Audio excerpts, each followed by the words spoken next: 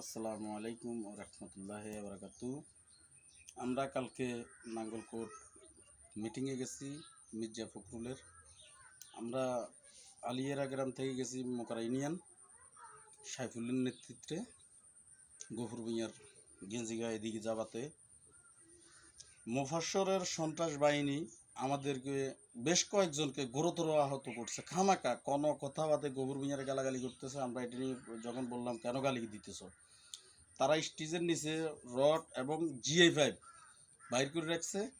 রাখার পরে এই যে হঠাৎ করে বাইর করি তারা মারতেছে। প্রথম আমার একবারই পড়ছে এই জায়গায়, দ্বিতীয়বারটি পড়ছে এখানে, তৃতীয়বারে এখানে আমার সসিলে লাগছে।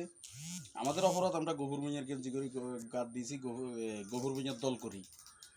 হ্যাঁ, গফুর ভূঁইয়াকে ভালোবাসি, কিন্তু আমরা সবাই বিএমপি করি।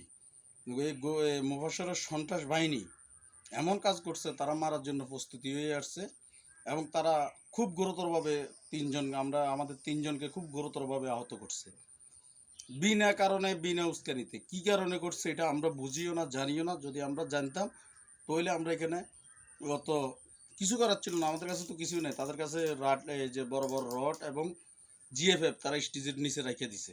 ওইখান থেকে বাইর করে তারা আক্রমণ করা শুরু করছে। তো এখন দেখা গেছে আমরা বিএমপি করি, তো মুবাশশরও হে দাবি করে বিএমপি করে, তাহলে বিএমপি করলে বিএমপির লোকের উপরে হামলা করলো তার সন্ত্রাস বাহিনী কেন, কি কারণে করলো, সে কিসের বিএমপি করে? সে তো এটা একটা অরাজকতা সৃষ্টি করছে, তার লোকদেরকে সে লাগাই দিছে যে গফুর ভূঁইয়ার লোক আসলে মারধর করো। যাক, সবাই ভালো থাকবেন। গফুর ভূঁইয়ার লোক যারা আছেন সবাই ভালো থাকবেন। এই জিনিসটা দেখবেন, যারা মারছে তাদেরকে একটু দেখে রাখবেন।